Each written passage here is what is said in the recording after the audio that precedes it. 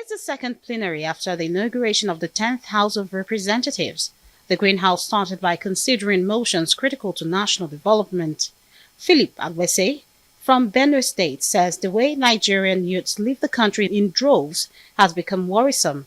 He wants the House to take a decision on it by urging the federal government to promptly look into the issue. I rise to move the motion for a need to declare emigration of young Nigerians abroad, also known as Japa syndrome. Japa is a Yoruba word for people who are running away from the country. Just introduce the subject matter so that we can get a seconder. Need to declare emigration of young Nigerians abroad, aka Japa syndrome, a national emergency.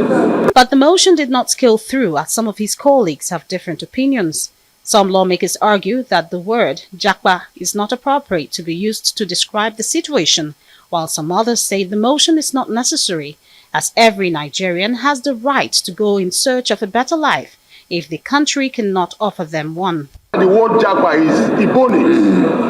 It is not in the Advanced Learners Dictionary, neither is it in any word in Nigeria or any part of the world. And most importantly, this is what you consider a street language, Ebonics. That is my prayer to this particular motion. Most members feel that there is a constitutional obligation that gives citizens freedom of movement and association to pursue anything that will enhance their lives. Apart from that, there's a provision under the directive principle of state policy that has to do with government protecting lives and properties and making life easy for citizens. If you have not put these things in place, you have not created employment, you have not created jobs, you have not secured lives and properties, you didn't even train them in school, you didn't pay their school fees, and then you now want to make a law or make a resolution that will try to focus on discouraging them not to travel abroad. The foundational reason for travel abroad is it not failure and inability of government? Agbese, however, says he will re-present the motion to the House at a later date after conferring with some of his colleagues. He believes the issue is critical to addressing brain drain problems in the country. I strongly believe that in the days ahead, Parliament will have to revisit. If we don't talk about it, one day we'll wake up, we'll discover that the best doctors are no longer in this country. We'll discover that the best nurses are no longer here. We'll discover that we no longer have people to build roads and bridges for us in this country. Because these are the very people that are leaving. Our IT experts are leaving. People who are very good in the banking sector are leaving.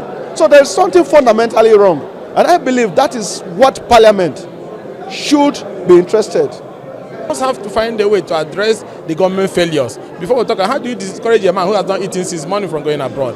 How do you discourage a man who didn't go to school, who wants to find a way to survive from not going abroad? So if you want to tackle the issue of not going abroad, you have to address the remote causes, which is hinged on failure of government to provide basic things of life for the citizen, from education, social security, to economic rights, and so on and so on. So the failure of government is the reason. So even if you move a motion 100 times today, you cannot stop a man that is hungry from jumping even into a ship to go to abroad. The House is now adjourned plenary to the 4th of July to observe a 3-week break.